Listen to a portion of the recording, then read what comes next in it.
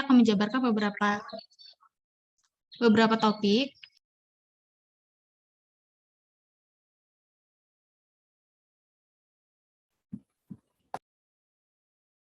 Mbak Ulan.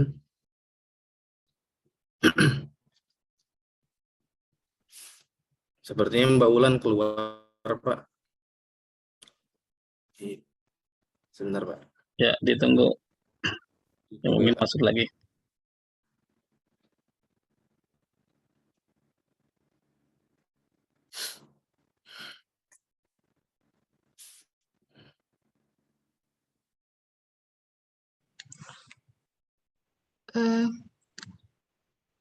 Maaf sebelumnya tadi terputus.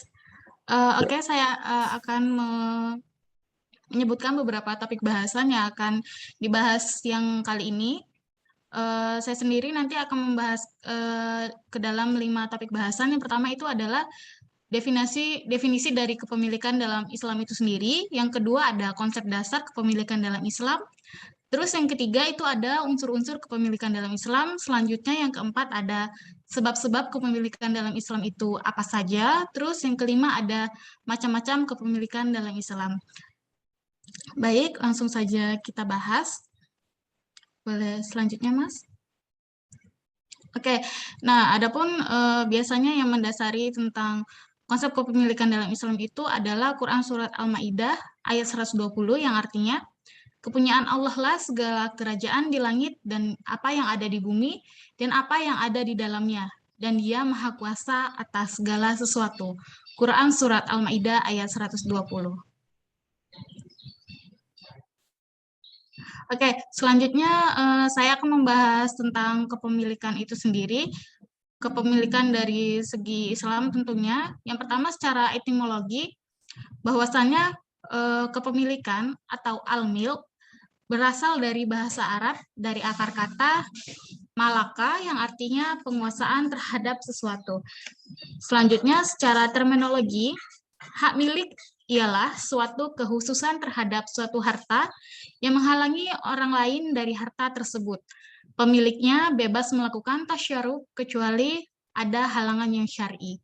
Terus yang ketiga, definisi kepemilikan oleh beberapa para ahli fikih, hak milik atau al-milk sebagai kehususan seseorang terhadap harta yang diakui secara syariah sehingga menjadikannya mempunyai kekuasaan khusus terhadap suatu harta tersebut, baik memanfaatkannya dan atau mentasyarufkannya. Jadi mungkin dapat saya tarik sebuah makna kesimpulan bahwasannya kepemilikan itu di dalam Islam itu kita sebagai individu itu bisa memiliki asalkan kepemilikannya itu kita tuh bisa mentasyarufkannya atau menggunakannya kecuali ada halangan-halangan atau sebab kenapa tidak boleh digunakan. Terus selanjutnya Mas Irsyad.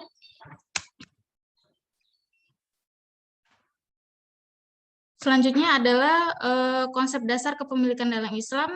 Dalam Islam sendiri seperti yang kita tahu, Islam merupakan agama yang mengatur segala sesuatu dalam kehidupan kita, baik secara dari segi ibadat, terus hubungan antar manusia, politik, ekonomi, sosial, dan budaya. Nah, di dalam sisi ekonomi sendiri atau dalam kepemilikan itu sudah sangat jelas dan banyak sekali ayat yang mengatur tentang kepemilikan itu sendiri. Yang pertama itu surat Al-Maidah ayat 120 yang saya bacakan paling awal tadi, yang artinya kepunyaan Allah lah segala kerajaan di langit dan di bumi dan apa yang ada di dalamnya. Dan dia maha kuasa atas segala sesuatu. Terus selanjutnya itu ada Quran surat An-Nur ayat 33 yang artinya dan berikanlah kepada mereka harta atau milik Allah yang telah Dia berikan kepada kalian. Selanjutnya itu ada Quran Surat Al-Hadid ayat 7, dan nafkahkanlah apa saja yang telah kalian jadikan oleh Allah berkuasa terhadapnya. Selanjutnya ada Quran Surat An-Nuh ayat 12, yang artinya, dan Allah membanyakkan harta dan anak-anakmu. Selanjutnya ada Quran Surat An-Nisa ayat 6, maka berikanlah kepada mereka harta-hartanya. Selanjutnya ada Quran Surat Al-Baqarah ayat 279, ambillah dari harta-harta mereka. Dan sebenarnya masih ada beberapa lagi ayat-ayat yang di dalamnya itu ada beberapa konsep kepemilikan. Tapi belum saya tampilkan semuanya. Saya mau memberikan sebuah perumpamaan seperti ini.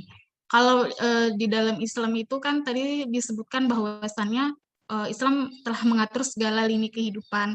Nah, begitu pula tentang kepemilikan. Allah sudah mengatur tentang bagaimana konsepnya, apa-apa saja yang boleh, apa-apa yang tidak boleh, bagaimana pembagiannya, dan lain-lainnya. Boleh lanjut, Mas Irsyad?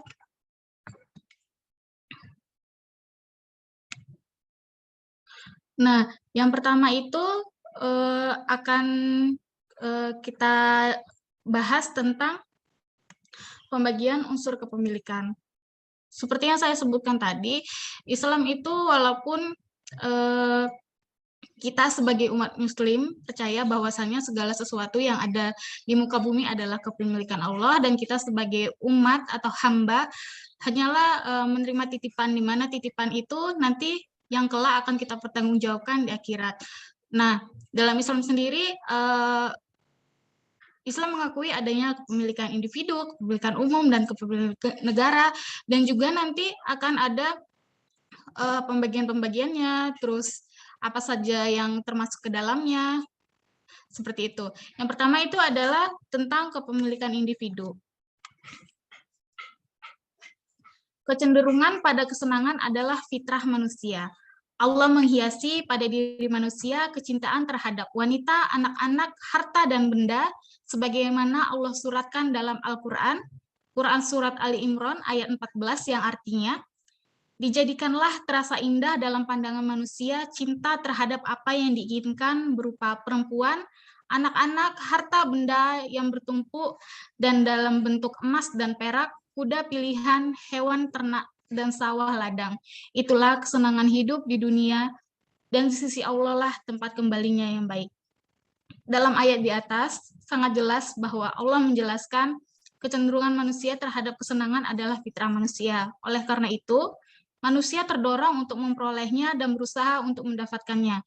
Hal ini sudah menjadi suatu keharusan. Dari sinilah, maka usaha manusia untuk memperoleh kekayaan adalah suatu hal yang fitri dan merupakan suatu hal yang pasti dan harus dilakukan. Islam membolehkan kepemilikan individu, tapi juga Islam memberikan batasan mekanisme dalam cara memperolehnya, tapi tidak membatasi pada kuantitasnya. Terus yang kedua adalah unsur kepemilikan yang kedua itu adalah kepemilikan umum. Kepemilikan umum adalah izin syar'i kepada suatu komunitas masyarakat untuk sama-sama memanfaatkan suatu barang atau harta. Benda-benda yang termasuk ke dalam kategori kepemilikan umum adalah benda-benda yang telah dinyatakan oleh asy-syar'i memang diperuntukkan untuk suatu komunitas masyarakat. Benda-benda yang termasuk ke dalam kepemilikan umum tersebut adalah yang pertama, fasilitas umum. Kalau tidak ada di dalam suatu negeri, suatu komunitas, maka akan menyebabkan sengketa dalam mencarinya. Terus yang kedua itu adalah barang tambang yang tidak terbatas jumlahnya. Terus yang ketiga adalah sumber daya alam yang sifat pembentukannya menghalangi untuk dimiliki oleh hanya individu atau satu perorangan. Terus selanjutnya unsur kepemilikan yang ketiga itu adalah kepemilikan negara. Kepemilikan negara adalah harta yang merupakan hak seluruh kaum muslim, sementara pengelolaannya menjadi wewenang negara. Asy-Syar'i telah menentukan harta-harta sebagai milik negara. Negara berhak mengelolanya sesuai dengan pandangan dan ijtihad. Yang termasuk harta negara adalah fa'i, khoroj, jizyah, dan sebagainya. Sebab syariat tidak pernah menentukan sasaran dari harta yang dikelola. Perbedaan harta kepemilikan umum dan negara adalah harta kepemilikan umum pada dasarnya tidak dapat diberikan negara kepada individu, sedangkan harta kepemilikan negara dapat diberikan kepada individu sesuai dengan ketentuan yang disepakati. Lanjut, Mas.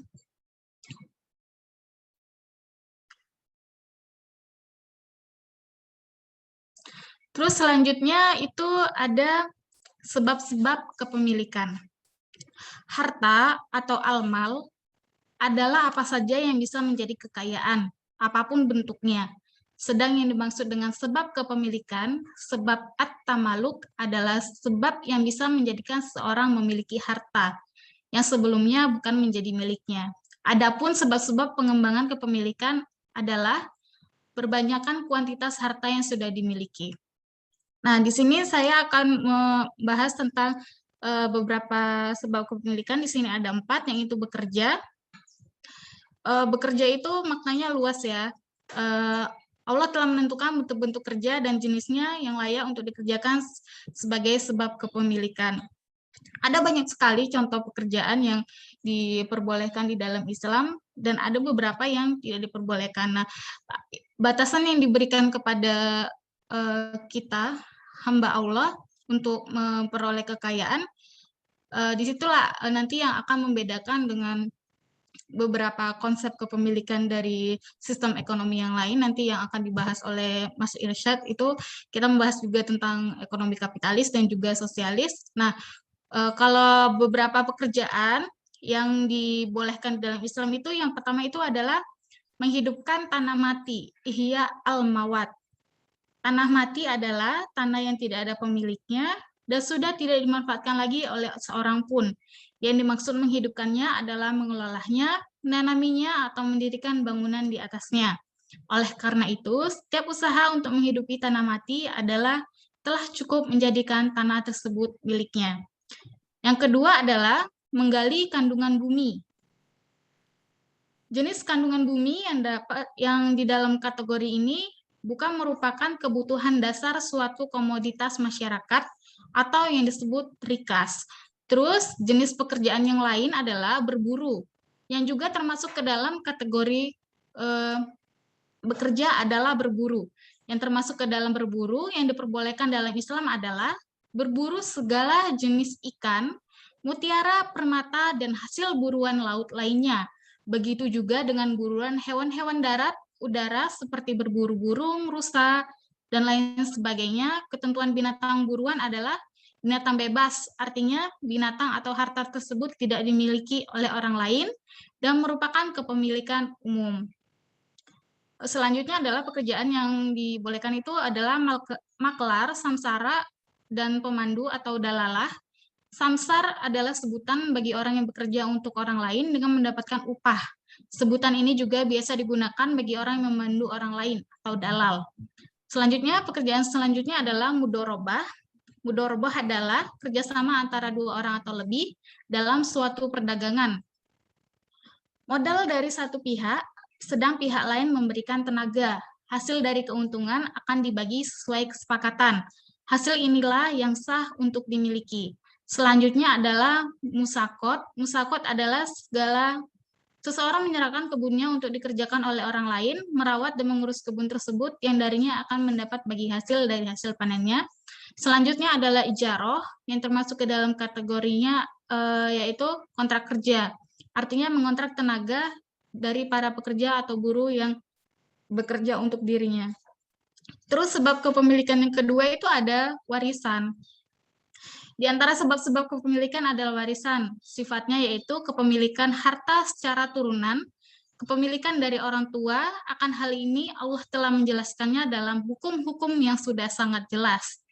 Allah berfirman, Allah mensyariatkan kepada kalian tentang pembagian harta pusaka untuk anak-anak kalian, yaitu bagian seorang anak laki-laki sama dengan 2 orang anak perempuan. Jika anak itu semuanya wanita, lebih dari 2 orang, maka bagi mereka 2/3 dari harta yang ditinggalkan. Quran Surat An-Nisa ayat 11. Terus selanjutnya adalah sebab kepemilikan yang ketiga adalah pemberian negara. Yang juga termasuk ke dalam sebab kepemilikan adalah pemberian negara kepada rakyat yang diambil dari Baitul Mal, baik dalam rangka untuk memenuhi kebutuhan mereka atau memanfaatkan kepemilikan mereka dalam berupa pemberian tanah untuk digarap atau melunasi utang-utang mereka. Pada masa Khalifah Umar bin Khattab pernah memberikan para petani di Irak harta dari Baitul Mal yang bisa membantu mereka untuk menggarap tanah pertanian mereka serta memenuhi hajat hidup mereka tanpa meminta imbalan dari mereka. Terus sebab kepemilikan yang keempat yaitu harta yang diperoleh tanpa harta dan tenaga. Yang termasuk ke dalam kategori ini adalah yang pertama, hubungan antar individu satu sama lain, baik ketika masih hidup seperti hibah atau hadiah, ataupun ketika peninggal mereka seperti wasiat. Yang kedua itu adalah menerima harta sebagai ganti rugi dari kemudaratan yang menimpa seseorang, seperti diat atau denda dari orang yang terbunuh atau terluka. Yang ketiga, memperoleh mahar berikut harta yang diperoleh melalui akad nikah. Yang keempat, barang temuan atau lukot hah. Yang kelima adalah santunan untuk khalifah atau orang-orang yang disamakan statusnya. Selanjutnya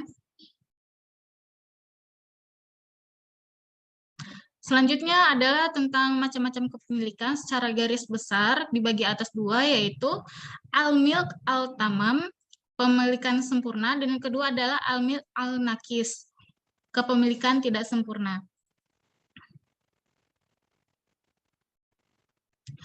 Yang dimaksud kepemilikan sempurna atau al-milk al-tamam yaitu apabila materi dan manfaat harta itu dimiliki sepenuhnya oleh seseorang sehingga seluruh hak yang terkait dengan harta itu di bawah penguasaannya. Milik seperti ini bersifat mutlak, tidak dibatasi waktu dan tidak boleh digugurkan oleh orang lain. Ciri-ciri diantaranya adalah sejak awal kepemilikan terhadap materi dan manfaat bersifat sempurna.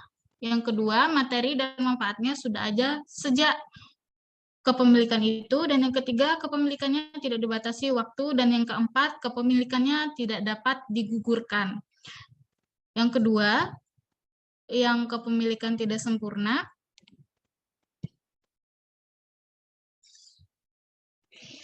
yaitu apabila seseorang hanya menguasai materi harta itu, tetapi manfaatnya dikuasai oleh orang lain.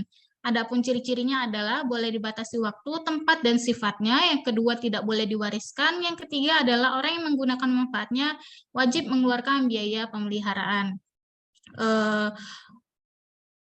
Untuk yang konsep kepemilikan harta atau kepemilikan dalam Islam cukup sampai di sini. Nanti akan dijelaskan oleh Mas Irsyad tentang kepemilikan sistem dari kapitalis dan sosialis, dan nanti akan dijelaskan tentang perbedaan-perbedaannya.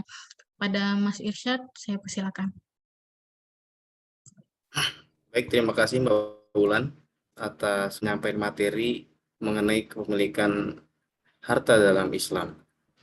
Selanjutnya saya akan mencoba untuk menjelaskan konsep kepemilikan harta dalam kapitalisme dan sosialisme. Saya akan mulai menjelaskan dari definisi kapitalisme. Menurut Karl Marx, kapitalisme adalah sistem produksi yang didasarkan pada hubungan antara kapital dengan tenaga kerja. Pemilik modal memiliki hak penuh terhadap apa yang dimilikinya. Jadi dalam kapitalisme semua orang diberikan hak untuk memiliki alat-alat produksi dan memanfaatkan alat-alat produksinya, begitu. Maka dalam konsep kapitalisme mereka percaya bahwa pemilik modal lah yang menggerakkan roda-roda perekonomian, begitu. Nah, kemudian kapitalisme itu lahir pada zaman pencerahan, di mana pada saat itu terjadi transisi peradaban, di mana yang tadinya itu mayoritas dunia menggunakan sistem feodalisme, namun bergeser tergantikan oleh kapitalisme. Pada saat itu kaum borjuasi menuntut adanya kesamaan politis dan kesamaan di depan hukum, namun bukan kesamaan ekonomi, begitu. Dan pada gilirannya kapitalisme memberikan dampak yang luar biasa terhadap pertumbuhan perekonomian di Eropa pada saat itu. Bahkan Karl Marx dalam Manifestasi Komunis, dia memuji kaum borjuasi. Karl Marx menulis, selama masa kekuasaan yang baru 100 tahun, kelas borjuasi telah menciptakan tenaga-tenaga produktif yang lebih besar yang diciptakan generasi pendahulu. Penguasaan sumber daya alam, mesin-mesin, penerapan ilmu kimia dalam industri dan pertanian, pelayaran kapal uap, kereta api, telegraf listrik. Jadi setelah kapitalisme itu lahir, setelah kapitalisme muncul, maka semua orang diberikan kesempatan yang sama untuk bisa memanfaatkan alat-alat produksi. Maka pada saat itu yang terjadi adalah produktivitas yang meningkat, karena pada saat itu semua orang berupaya untuk memberikan barang dan jasa yang efektif dan efisien gitu. Jadi dampak dari kapitalisme pada saat itu adalah pertumbuhan ekonomi yang sangat luar biasa. Kemudian adapun dasar-dasar yang menjadi pegangan dari sistem kapitalisme adalah beberapa diantaranya adalah pandangan laissez-faire, di mana keyakinan bahwa ekonomi berjalan dengan baik ketika tidak ada campur tangan dari pemerintah. Kemudian ada pandangan The Invisible Hand dari Adam Smith yang menyatakan bahwa tanpa adanya intervensi, jika seluruh individu itu bertindak untuk kepentingan pribadinya masing-masing dalam ekonomi, maka hasilnya adalah perekonomian yang paling baik. Ia juga menambahkan bahwa hasilnya akan lebih baik dari ekonomi yang diatur dan direncanakan. Kemudian ada teori survival of the fittest dari Darwin, di mana pada awalnya teori ini menjelaskan seleksi alam pada hewan gitu ya. Namun seiring berjalannya waktu, pandangan ini diadopsi ke dalam kegiatan perekonomian yang menyatakan bahwa pada akhirnya orang-orang atau pelaku-pelaku usaha yang kuat, yang bisa beradaptasi dengan waktu, maka ia akan bertahan. Dan yang tidak bisa, maka ia akan kalah. Gitu.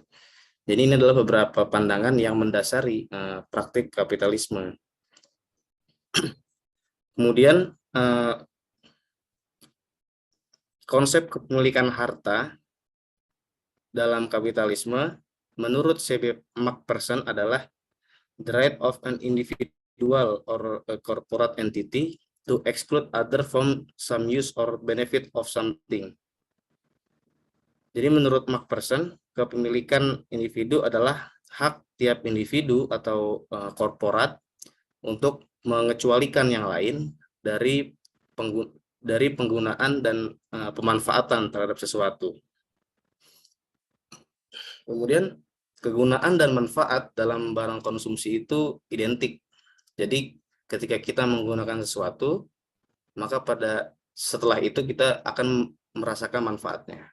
Namun dalam kegiatan produksi, kegunaan dan manfaat itu sedikit berbeda. Menggunakan alat produksi itu berarti bekerja, namun tidak secara langsung dapat menerima manfaatnya. Maka kapitalisme membagi pemanfaatan alat produksi ke dalam dua bagian. Yang pertama, untuk pemilik usaha, dia akan mendapatkan manfaat berupa laba, dan untuk para pekerja, mereka akan mendapatkan manfaat berupa upah. Kemudian selanjutnya,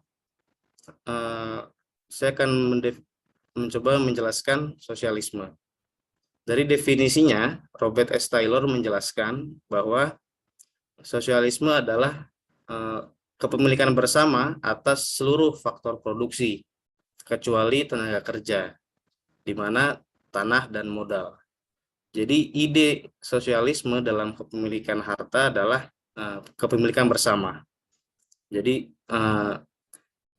seluruh faktor produksi itu dimiliki secara bersama dan dimanfaatkan secara bersama.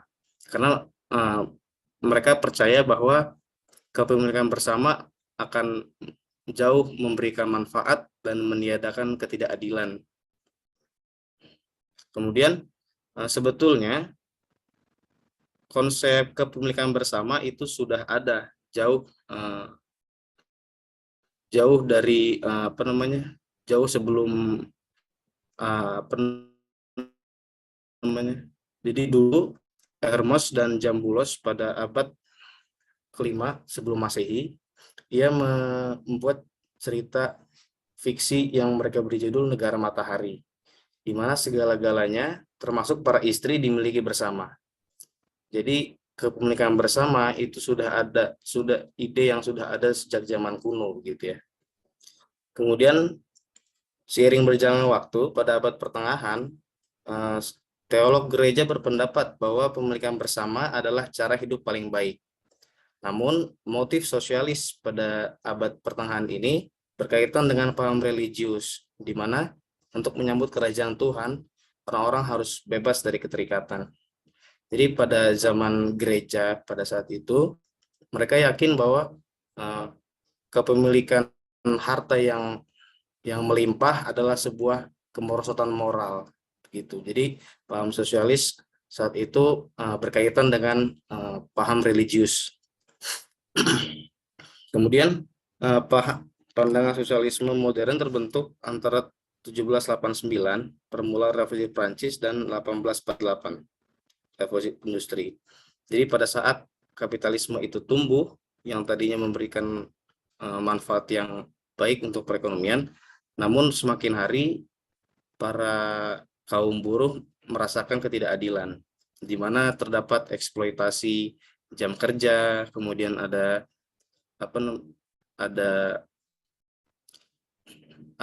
upah yang sangat kecil, kemudian ada juga pengangkatan tenaga kerja untuk anak-anak. Maka pada saat itu Marx dan Engels memberikan tuntutan dalam manifesto komunis. Di antaranya ada penghapusan hak milik berupa tanah dan penggunaan segala sewa tanah untuk kepentingan negara. Kemudian ada pajak penghasilan progresif yang berat. Kemudian ada penghapusan hak waris, penyitaan milik semua emigran pemberontak, dan lain sebagainya. Maka dari itu memang sosialisme dan kapitalisme sangat bertolak belakang dalam memandang konsep kepemilikan harta. Kemudian sebagai insight, saya akan memberikan sebuah data mengenai distribusi kekayaan pada tahun 2020.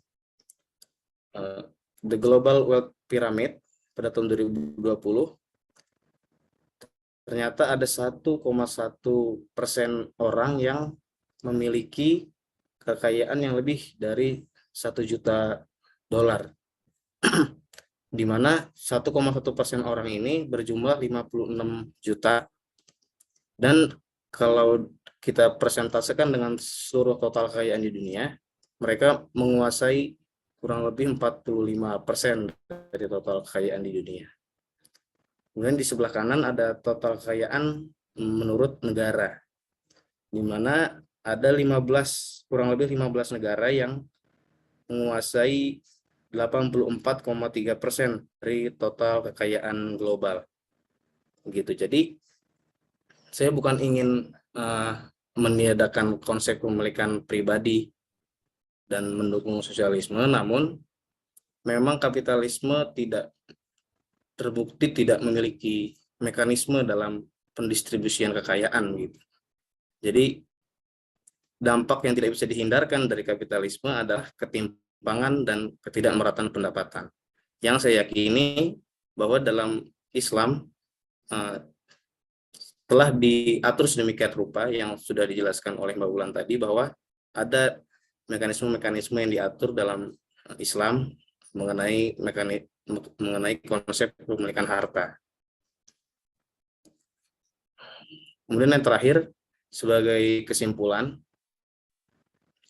perbedaan kepemilikan harta dalam kapitalisme, sosialisme, dan Islam adalah bahwa dalam kapitalisme, kepemilikan itu berlandaskan pada hak kepemilikan individu dan dapat diperoleh dengan memberikan kebebasan sebesar-besarnya pada individu untuk menguasai barang-barang yang produktif maupun yang konsumtif. Sedangkan pada sosialisme, kepemilikan mengedepankan pada hak milik umum atau hak milik orang banyak yang diperankan oleh negara. Dan pemelorehannya adalah falsafah yang menjadi dasarnya adalah falsafah kolektivisme atau falsafah kebersamaan. Dan menurut Islam, kepemilikan, Islam mengakui hak milik individu dan mengakui juga hak milik kolektif. Dan pemelorehannya adalah kebebasan ekonomi yang terikat dalam arti ada aturan-aturan yang menjadi batasan-batasan dalam berkegiatan ekonomi. Baik, mungkin itu saja yang dapat saya sampaikan, materi tentang konsep pemilikan harta menurut kapitalisme dan sosialisme. Mungkin jika ada teman-teman yang ingin berdiskusi atau bertanya, saya persilahkan. Saya tutup. Assalamualaikum warahmatullahi wabarakatuh. Waalaikumsalam. Ya, dipersilakan kalau ada yang perlu ditanyakan untuk didiskusikan bersama.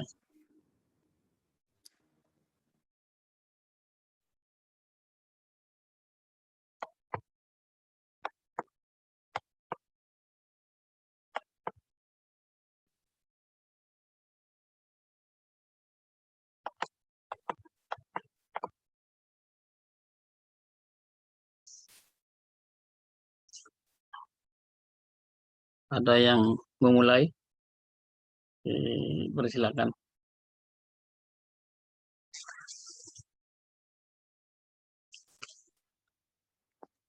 Baik, boleh masuk, Pak. Ya. Nah, silakan Mas Darlin. Ya. Sebelumnya terima kasih atas presentasi yang teman-teman sampaikan pada minggu awal ini ya, pertemuan di hari Senin untuk mengawali perkuliahan kita pada hari-hari selanjutnya. Ini materi yang sangat bagus menurut saya. Cuman mungkin saya belum dapat merangkai keseluruhan materinya, tapi tentu saya meyakini bahwa presentator adalah mereka yang paham khususnya materi ini, sehingga tidak salah kemudian jika saya bertanya begitu. Saya bertanya tentang ini. Saya kemudian sepakat dengan penjelasan di akhir tadi oleh Mas Irsyad bahwa ekonomi sosialis mungkin adalah konsep yang paling rasional untuk diterima ketika menyangkut ketimpangan antara pemilik modal dan masyarakat begitu ya. Nah, kemudian karena itu mungkin kita bisa katakan bahwa itu karena ketidaksanggupan dari sebuah sistem ekonomi dalam menjawab persoalan sosial ya, karena seperti yang diterangkan tadi dalam karangan Adam Smith tersebut bahwa manusia itu perilaku itu memiliki kebebasan absolut dalam memaksimalkan dirinya, mengekspresikan dirinya untuk terhadap kepuasannya begitu, baik dalam kebutuhannya, khususnya dalam kebutuhannya, sehingga konsep ini tidak dapat menjawab ketika dievaluasi oleh etik dan sosial ya. Nah, kemudian Islam kemudian menawarkan juga begitu ya, bahwa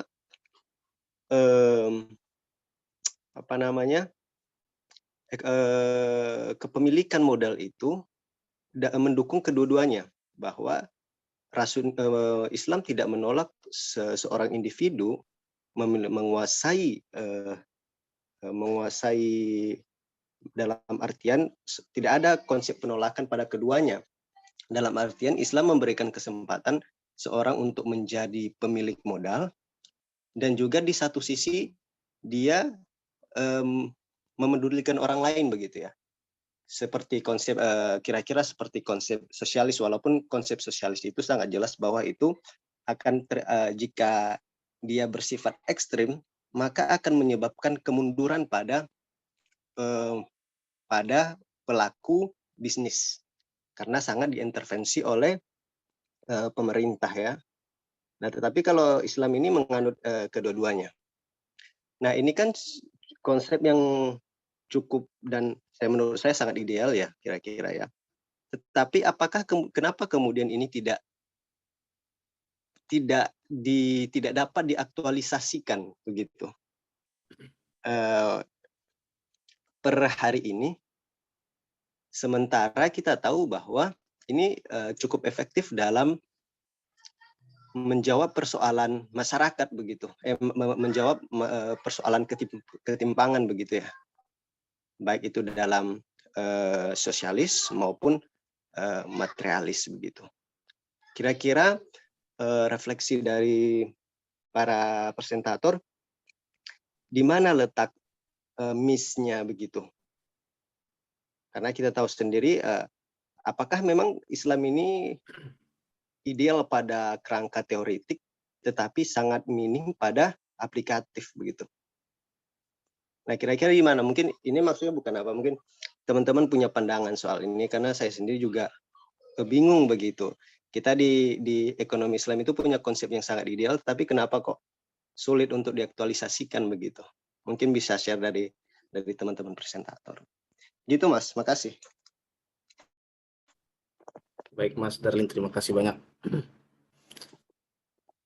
Baik, saya mungkin akan mencoba menjawab ya Mas Darlin. Jadi kenapa sulit untuk diaplikasikan pada saat ini ya?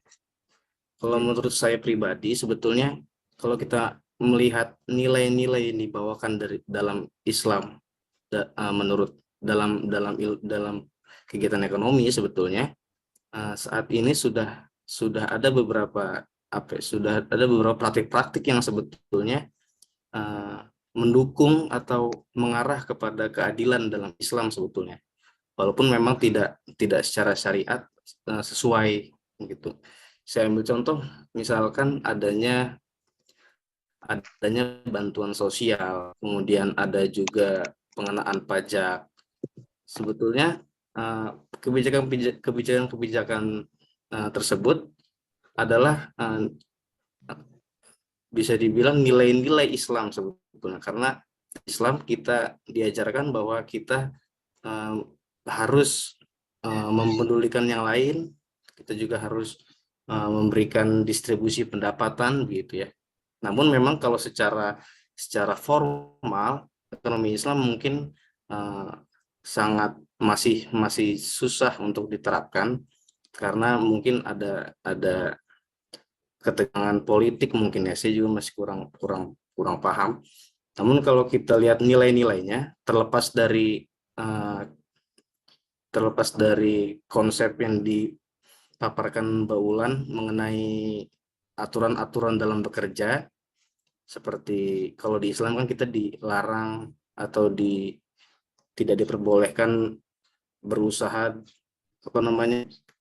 dalam sektor-sektor yang haram gitu ya. Namun terlepas dari itu, kalau kita bicara kebijakan, distribusi pendapatan, sebetulnya menurut saya sudah ada nilai-nilai Islam di dalam praktik perekonomian saat ini begitu, Mas.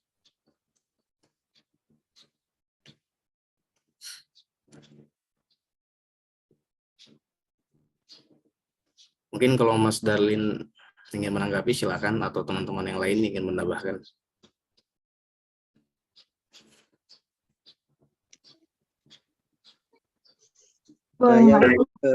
Ya, monggo silakan.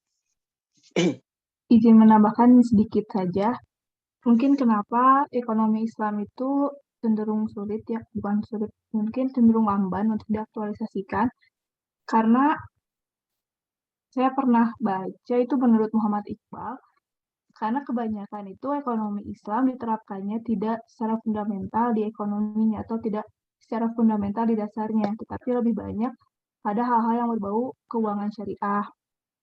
Jadi saat ini itu lebih banyak dikembangkan pada keuangan syariahnya, tidak pada fundamental secara di ekonominya gitu. Ya gitu aja sih. Terima kasih Mbak. Oh iya, ada tambahan lagi. Sedikit lagi boleh ya? Iya. Boleh Mbak, silakan. Ya, karena setahu saya juga kalau ekonomi Islam itu ada dua yang maksudnya penerapannya itu all approach or nothing atau step by step, dan kita ini memilih step by step, artinya perlahan-lahan.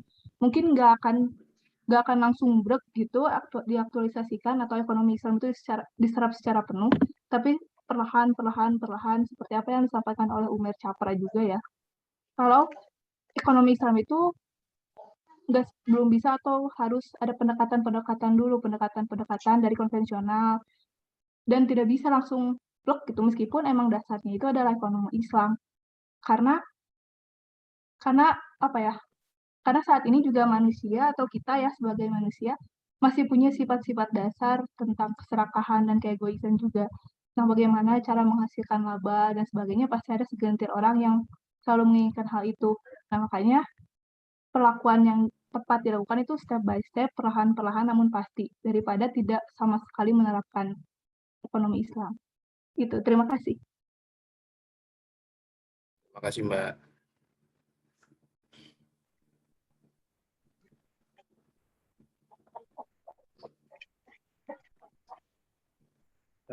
Ya, makasih ini atas jawabannya dari Mas Irsyad tadi ke Mbak Wulan, cukup ini ya, cukup beri pandangan ya.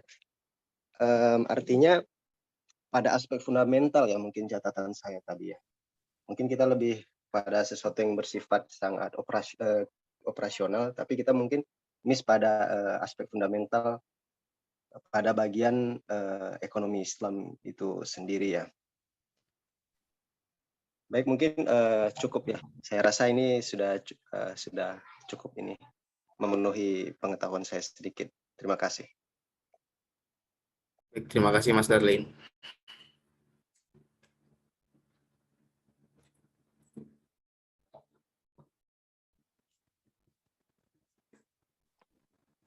Ya, dipersilakan kalau ada yang lain.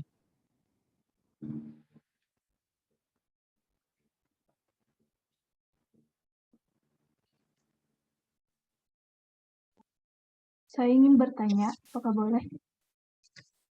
Silakan Mbak. Silakan. Ini mungkin agak sedikit melenceng mungkin ya dari topik, tapi masih dalam ranah kapitalis dan ekonomi Islam. Saya hanya ingin bertanya, kan di kapitalis itu ada teori invisible hand ya, Mas ya, yang tadi dijelaskan. Iya, Mbak. Apakah invisible hand atau teori invisible hand itu ada hubungannya dengan ekonomi Islam yang menyebutkan bahwa Rasul itu menyebutkan bahwa harga itu ditentukan oleh Allah Subhanahu wa taala. Terima kasih. Terima kasih Mbak.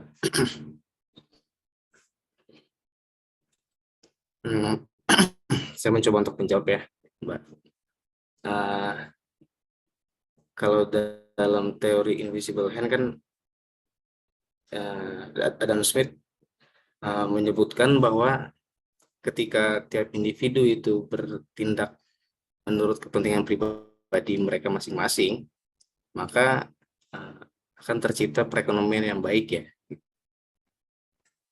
Dan dalam hal ini berarti Adam Smith percaya bahwa adanya keseimbangan pasar yang terjadi secara natural gitu antara permintaan dan penawaran. Dan kalau tadi Mbak mengutip dalam Islam, di mana pasar itu harga itu akan tercipta dengan sendirinya, maka menurut saya memang ada persamaan gitu. Memang ada kesamaan dalam menyangkut persepsi tentang harga dan pasar ya. Gitu. Namun yang membedakan mungkin dalam The Invisible Hand itu Adam Smith menggarisbawahi adanya self interest, adanya kepentingan pribadi gitu, yang mungkin tidak dijelaskan dan tidak bisa diberikan kejelasannya begitu, apa saja kepentingan pribadi dan batasan-batasannya seperti apa. Namun dalam Islam yang sudah dijelaskan oleh Mbak Wulan, bahwa kepentingan pribadi pun dalam mencapai laba, dalam berpikiran ekonomi itu sudah diatur sedemikian rupa dalam Islam, begitu Mbak. Namun memang dalam harga dan pasar mungkin ada kesamaan persepsi gitu, ada kesamaan di antara keduanya. Mungkin begitu Mbak.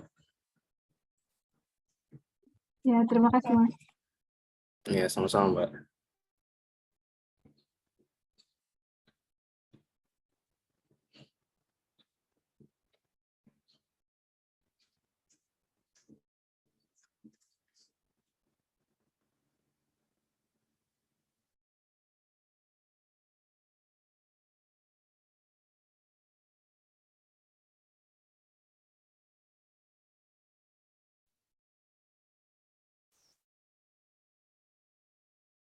Ya, masih ada yang perlu didiskusikan.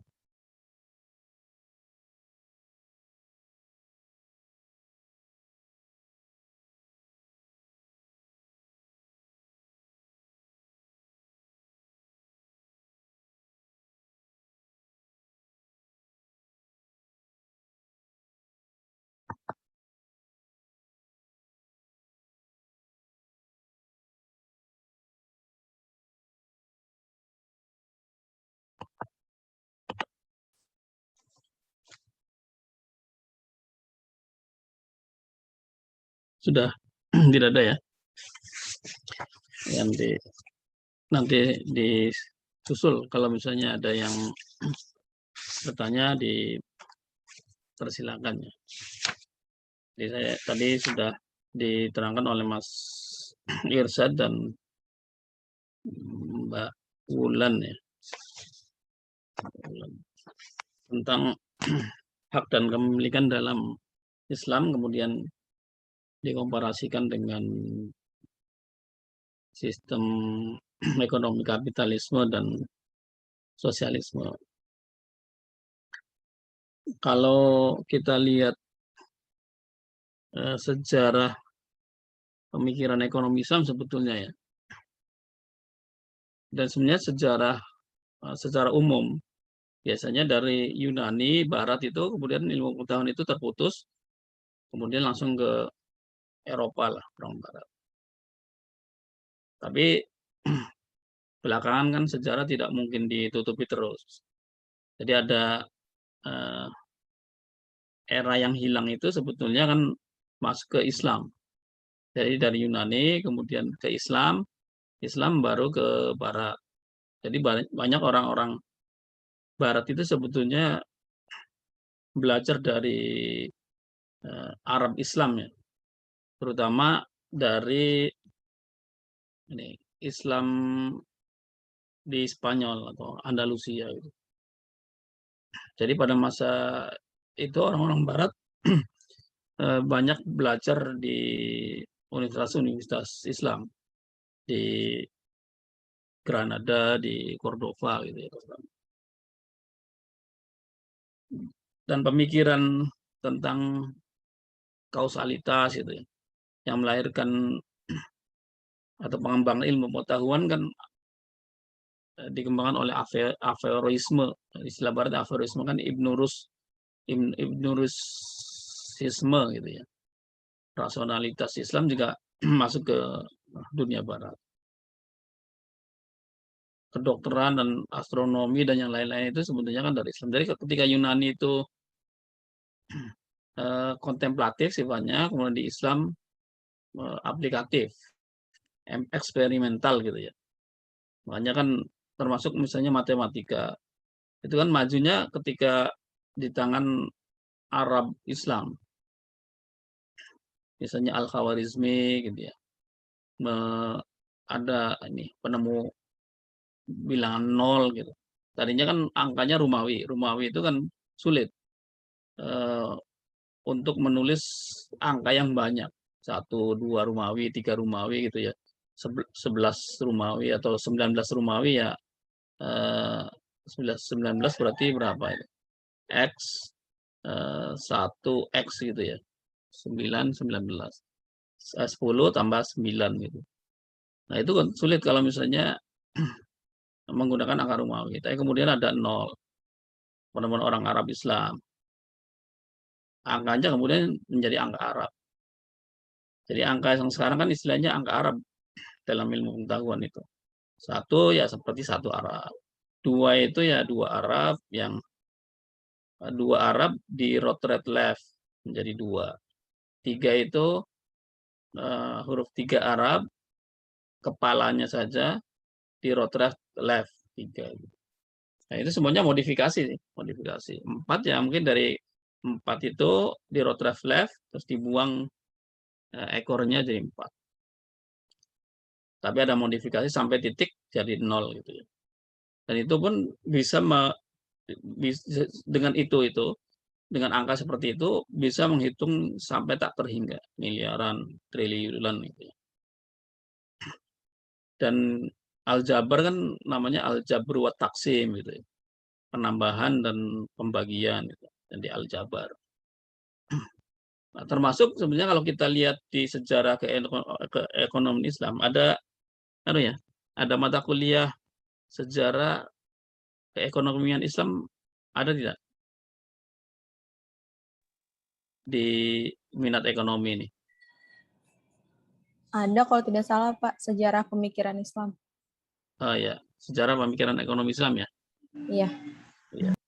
Nanti kan di situ bisa dilihat itu ya, keterkaitan antara pemikir-pemikir ekonomi Eropa dengan pemikir ekonomi Islam klasik gitu. Seperti Al-Ghazali, Ibnu Khaldun dan yang lain-lain. Dan banyak pemikir-pemikir Eropa juga sebenarnya terpengaruh. Tapi sebetulnya kalau kita lihat secara detail, adanya pemikiran kapitalisme, sosialisme juga merupakan kecenderungan pemikiran ekonomi. Ini secara normatif teoritis gitu. Dalam sejarah hukum Islam, sejarah ekonomi Islam, termasuk sejarah politik Islam, kalau kita lihat pasti banyak kecenderungan. Kecenderungan kalau dalam ekonomi Islam ya mungkin kecenderungan seperti kapitalisme atau seperti sosialisme. Nah, tapi kan kemudian secara keilmuan maju di Eropa. Muncul 2 sistem ekonomi besar menjadi kapitalisme dan sosialisme. Seperti disampaikan tadi Mas Irsad dan juga Mbak Bulan gitu. Nah, di Islam seperti apa? Ini kan kutub yang berlawanan ya, yang berlawanan. Nah, di Islam seperti apa? Ini masih dulu teoritis, normatif teoritisnya. Nah, di Islam itu kalau secara umum tadi bisa dikatakan sebagai perpaduan atau di antara kapitalisme dan sosialisme. Karena sebetulnya kalau kepemilikan individual kan yang ditekankan sebenarnya kepemilikan individual di kapitalisme. Sementara kalau di sistem sosialisme kepemilikan bersama atau kepemilikan kolektif. Nah, di Islam itu memang ada dua-duanya diakui gitu. Dua-duanya diakui. Tetapi kecenderungan pemikiran para ulama, bahkan yang modern pun, itu nanti kalaupun di antara dua itu, antara sosialisme dan kapitalisme, jadi ada kepemilikan individu diakui, kepemilikan kolektif bersama juga diakui. Tetapi dalam pemikiran para pemikir ekonomi Islam itu kita bisa melihat walaupun berada di antara keduanya, tetapi ada kecenderungan yang ke sosialis, ada yang kecenderungan ke kapitalis. Jadi mungkin kalau misalnya sosialis itu kiri gitu ya, sebelah kiri, kalau kapitalisme itu kanan. Nah, sistem ekonomi Islam itu kan di tengah-tengah. Nah, tengah-tengahnya di mana? Tengah-tengah persis, mungkin ya tengah-tengah persis ya, 50% itu. Tetapi ada pemikiran-pemikiran yang cenderung lebih condong ke kanan, ke kapitalisme misalnya, berarti kan agak condong ke kapitalisme lebih besar misalnya 10% misalnya, dari 60% ke kapitalisme gitu. Tapi ada juga yang lebih cenderung dari tengah-tengah itu lebih ke sosialisme gitu. Dan ini karena semuanya didukung ya, kepemilikan individu dalam Islam itu kan boleh ya. Memang prinsipnya secara filosofis, secara fundamental kan harta milik Allah. Semuanya kan lillahi ma fis samawati. Lillahi ma fis samawati wal ard. Milik Allah apa yang ada di langit dan bumi. Jangankan harta ya. Diri kita sendiri kan milik Allah. Ketika nyawa manusia itu atau seseorang itu diambil oleh Allah, itu dia sendiri tidak bisa mencegahnya. Itu artinya kan dia sendiri tidak bisa memiliki dirinya sendiri. Termasuk apalagi misalnya hartanya dimiliki, itu titipan Allah yang amanah. Prinsipnya seperti itu. Tetapi amanah yang diberikan Allah itu sejauh mana gitu ya. Secara ekonomi memang dia bisa seperti dalam tanda petik. Kepemilikan semuanya itu sejauh mana gitu. Walaupun itu kepemilikan bukan kepemilikan hakiki milik Allah, tapi kepemilikan semuanya itu apakah ada batasnya? Makanya ada yang lebih cenderung ke kapitalisme. Semua kan orang tidak ada larangan dalam Islam memiliki harta sebanyak-banyaknya, kan tidak. Tidak ada larangan. Jadi ini kan lebih cenderung ke kapitalisme. Bahkan ada ayat-ayat Al-Qur'an, hadis yang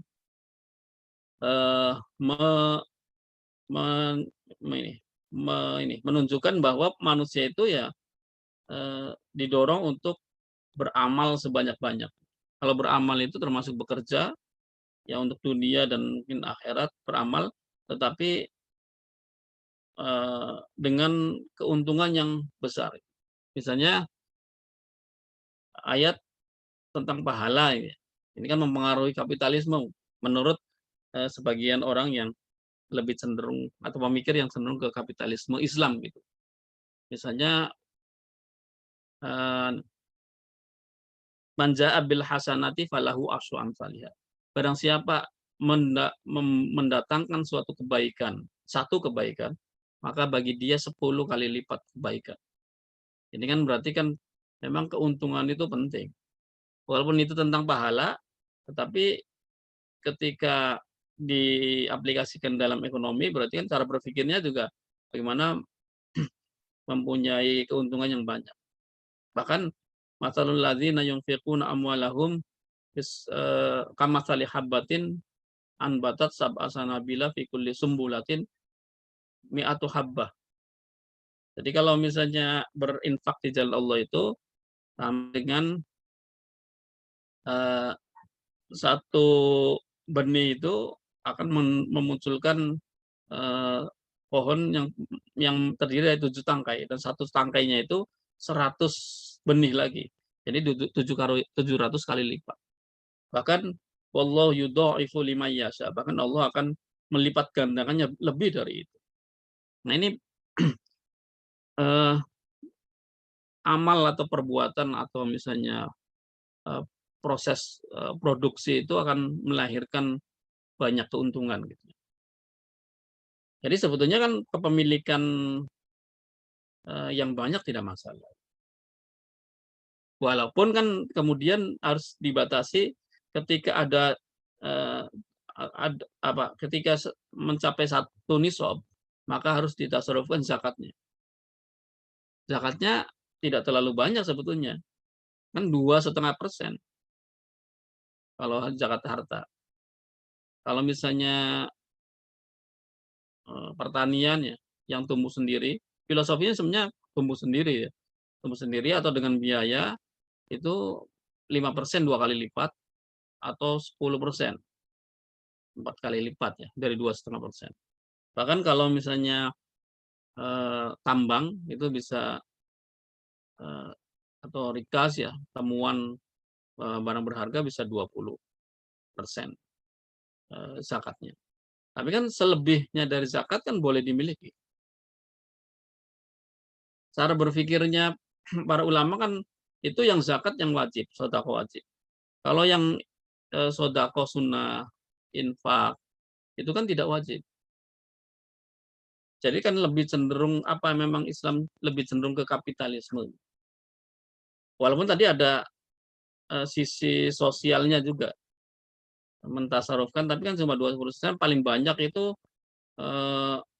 rikas 20%. Yang 80% kan bisa dimanfaatkan sendiri dan terus digulirkan sampai sebanyak-banyaknya. Kalau masalah sedekah sunnah kan itu tidak wajib. Jadi memang maksudnya walaupun Islam itu ada zakat, ada dana sosialnya yang wajib, tetapi kecenderungan kapitalismenya itu kan bisa besar gitu maksudnya. Jadi ada para pemikir yang seperti itu juga.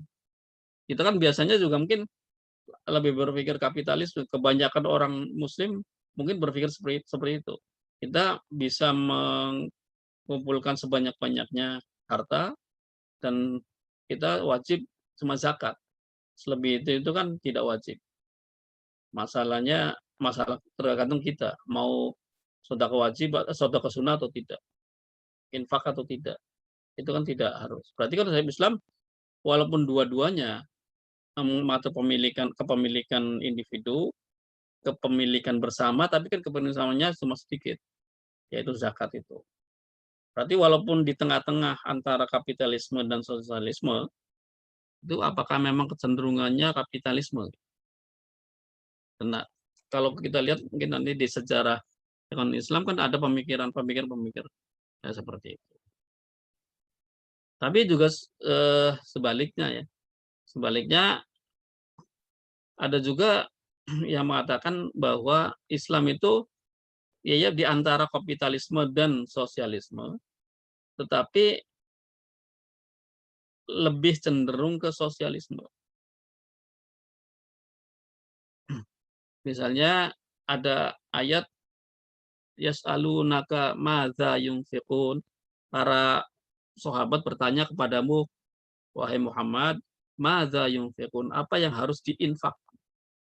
Kemudian qulil afu, katakanlah wahai Muhammad al-afu. Al-afu itu adalah diartikan sebagai sesuatu yang lebih dari keperluan primer. Sesuatu yang lebih dari kebutuhan primer itu harusnya diinfakkan. Ini kan berarti ada kepemilikan pribadi, tapi menurut pemikir yang cenderung ke sosialisme, ini kepemilikan itu sebatas pada kebutuhan primer saja. Setelah kebutuhan primer itu terpenuhi, itu semuanya itu sebetulnya pada dasarnya, pada prinsipnya itu adalah kepemilikan bersama. Harus diinfak, madza yunfikun, apa yang diinfakkan, semuanya diinfakkan kecuali dia kebutuhan primer, apa yang dibutuhkan itu atau selain yang dibutuhkan oleh dia itu harusnya diinfakkan. Infakkan itu maksudnya kepemilikan untuk orang lain yang memerlukan gitu ya. Misalnya apa yang disebut dengan orang yang mendustakan agama ya. Al-ma'un ya. Ara'aital ladzi yukadzibu bid-din, fadzalikal ladzi yad'ul yatim wala yahuddu 'ala ta'amil miskin. Itu yang menghardik anak yatim.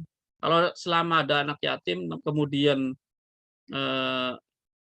masih kekurangan, selama ada orang miskin yang masih meminta-minta sehingga kemudian tidak diberi, itu berarti kan itu ada sikap mendustakan agama.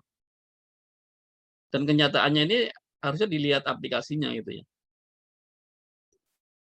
Jadi pendusta agama kalau misalnya dia melebihi kebutuhan, tetapi sementara ada orang lain yang masih membutuhkan.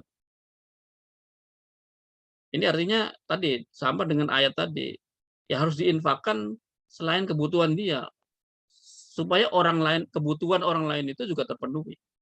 Nah ini kan cenderung ke sosialisme. Jadi semuanya kepemilikan bersama lah. Semuanya kan harus di-share sampai tidak ada orang senasib sepenanggungan lah. Semuanya bisa terpenuhi semua kebutuhannya. Ini juga mengindikasikan adanya kepemilikan kolektif. Dan itu kalau misalnya, dan memang terjadi seperti itu ya dalam realitasnya. Jadi ada yang selama masih ada orang miskin yang meminta-minta, atau misalnya ada yatim yang tidak terpenuhi kebutuhannya, itu dia sebetulnya wajib tidak menutup itu. Kalau tidak seperti itu berarti ada orang-orang yang mendustakan agama sebagai pendusta agama. Jadi sebetulnya walaupun ada kepemilikannya, tapi kepemilikan itu terbatas pada kebutuhan primer. Jadi satu sisi tadi yang cenderung kapitalisme, kepemilikan itu tidak terbatas, dan kepemilikan sosial itu hanya zakat 2,5%. Tapi yang satu sisi memang zakat itu wajib, tetapi bukan berarti yang tidak zakat juga tidak wajib. Tergantung kondisinya gitu. Yang dimiliki itu bukan sebanyak-banyaknya, tapi yang dimiliki adalah kebutuhan primer saja. Yang lainnya itu adalah kebutuhan kolektif, ada kepemilikan kolektif. Kepemilikan kolektif. Makanya di samping negara-negara Muslim ya, ini aplikasinya itu ada yang cenderung kapitalisme, tapi ada juga cenderung yang sosialisme. Bahkan sebetulnya karena sosialisme itu berusaha mengkritik kapitalisme ya. Misalnya di awal-awal kemerdekaan misalnya, karena penjajah itu banyaknya negara-negara kapitalis, itu ada gerakan sosialisme Arab. Sosialisme Arab itu dipimpin oleh tokohnya itu Jamal Abdel Nasser, presiden Mesir gitu. Dan itu teman dekat Soekarno dari Indonesia. Nah, Soekarno juga sebetulnya kan lebih mengidolakan sosialisme, kebersamaan ketika itu ya. Sama kemudian menjadi ekonomi Pancasila. Nah, Pancasila itu ekonomi Pancasila ada kepemilikan bersama ya. Ekonomi kekeluargaan itu sebetulnya lebih cenderung ke sosialisme. Walaupun misalnya tadi tidak seperti sosialisme, tapi lebih cenderung ke sosialisme daripada kapitalismenya harusnya. Tapi kan pelaksanaannya kan berbeda. Atau negara-negara Syria ya sosialisme. Irak dulunya Saddam Hussein ya sosialisme. Bahkan Muhammad Iqbal itu pernah menyatakan ini sosialisme plus Allah. Kalau ada Allahnya di situ, itu sama dengan ekonomi Islam. Jadi ekonomi Islam itu sebetulnya ya sosialisme itu. Hanya karena sosialisme itu komunis biasanya berasalnya. Kalau ditambahi Allah, ditambah tauhid itu sebetulnya menjadi ekonomi Islam. Atau misalnya Mahmud Muhammad Toha di Sudan itu juga cenderung istiroqiyatul Islam. Jadi kalau dalam bahasa Arabnya, kalau kapitalisme itu ar-ra'samaliyah atau ar-ra'sumaliyah. Ra'samaliyah itu ra'sul mal, dari ra'sul mal itu kapital ya, modal. Ra'sul mal itu kan pokok harta, modal, ya, kapitalisme. Sementara kalau sosialisme itu dalam istilah Arab disebut dengan al-istiroqiyah atau istiroqiyatul Islam. sosialisme Islam gitu. Ada sosialisme Arab, ada sosialisme Islam. Nah, kalau pemikiran tadi ada, iya memang secara umum mengakui hak kepemilikan individu dan juga mengakui juga kepemilikan kolektif karena ada kewajiban zakat dan yang lain-lain gitu ya. Atau misalnya di hadis kan disebutkan an-nasu syuraka'u fi salasin. Ini sebetulnya ini menunjukkan bahwa Islam juga di antara keduanya gitu ya. Di samping kepemilikan pribadi, kepemilikan umum. An-nasu syuraka'u fi salasin. Manusia itu berserikat memiliki kepemilikan kolektif pada 3 hal. Al-ma'u wan naru wal kala'u gitu ya. Yaitu dalam hal air,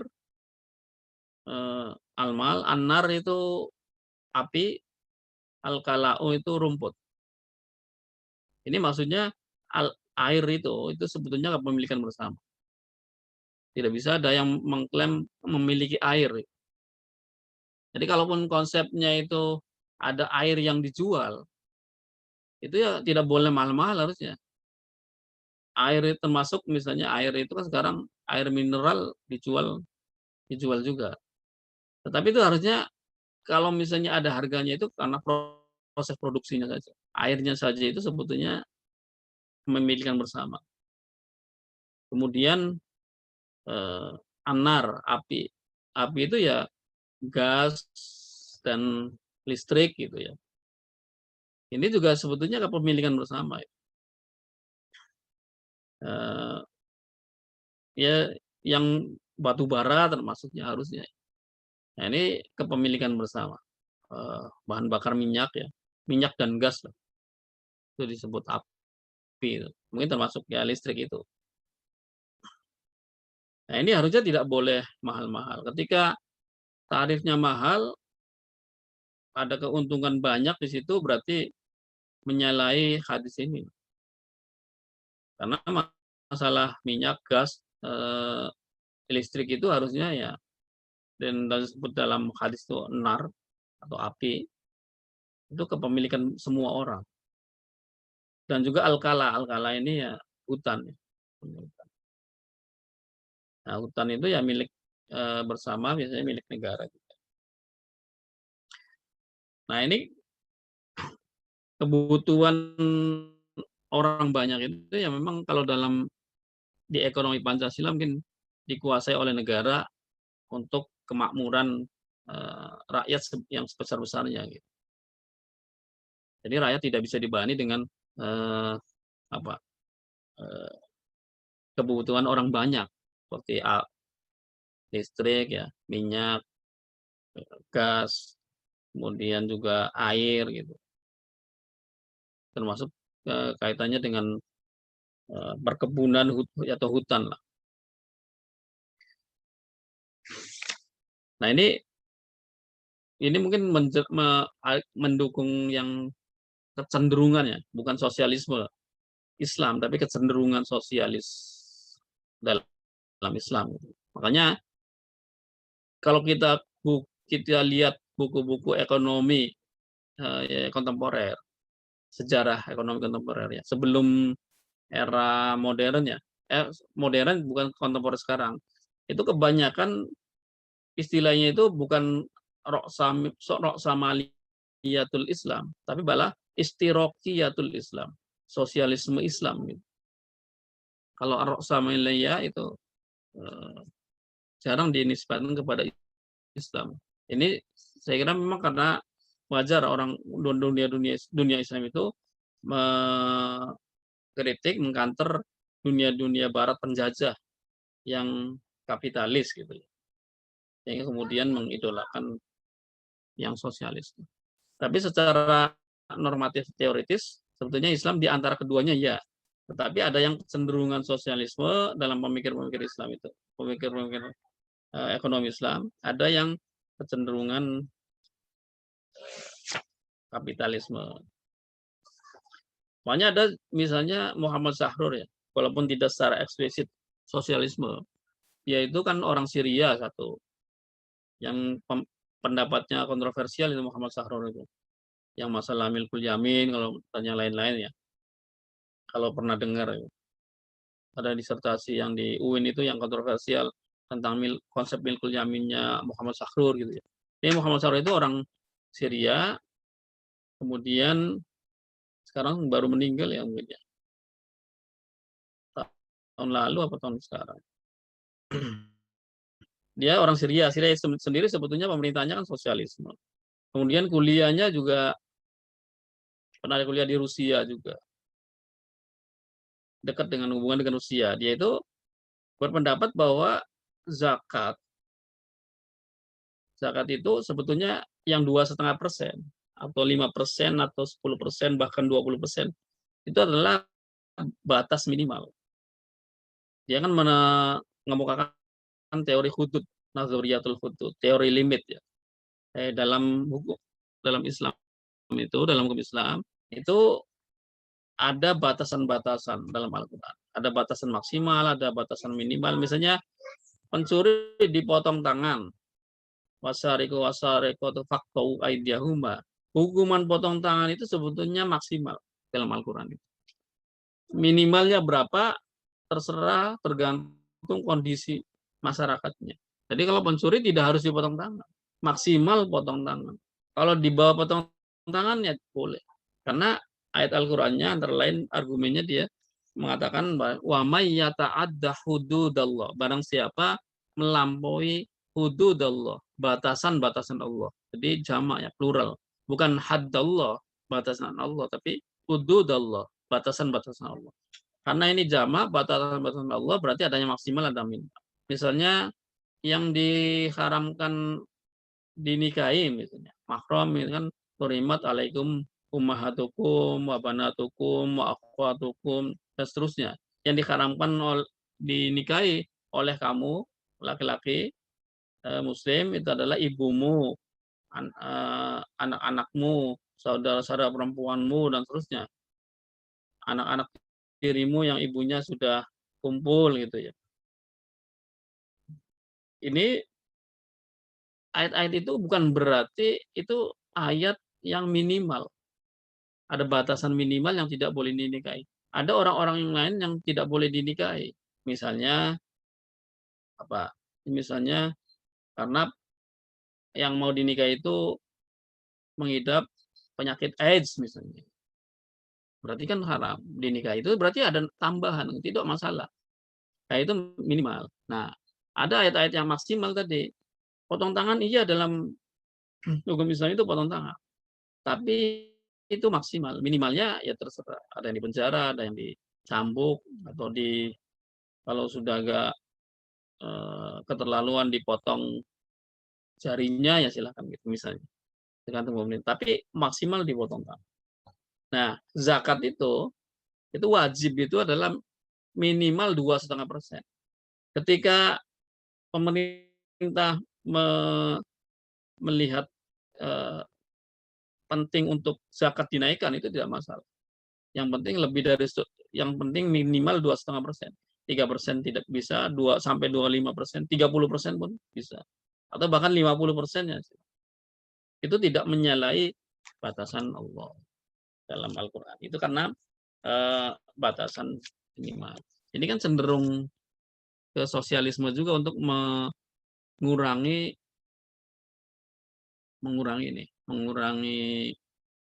kepemilikan individu.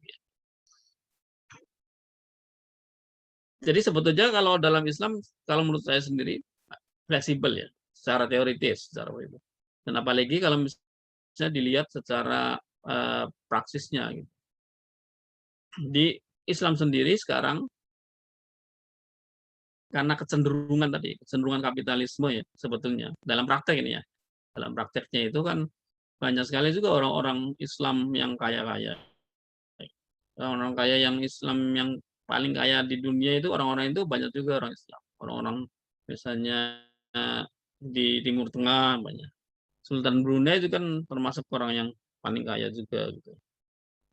Tetapi kebanyakan orang miskin itu juga orang Islam. Yang kurang secara ekonomi juga banyak juga orang Islam. Berarti kan ada ketimpangan. Ini di Indonesia sendiri kan ada yang memiliki tadi Mas Irsyad menunjukkan bahwa orang-orang terkaya di dunia yang 1,% itu menguasai 45% kekayaan dunia. Dan itu pun di Indonesia kan terlihat juga. Terlihat juga ada orang yang memiliki tanah misalnya, atau kekayaan yang triliunan, tapi ada orang yang mungkin sama sekali tidak punya tabungan. Ada orang yang memiliki tanah ratusan ribu hektar, tapi ada juga orang yang tidak punya tanah. Walaupun tetap orang yang banyak tanahnya maupun orang yang tidak punya tanah di Indonesia itu kan tetap menganggap bahwa Indonesia itu tanah airku gitu ya. Jadi ada banyak alumni gitu ya ngobrol dan saya, Pak, di perumahan itu ada beberapa yang kosong gitu.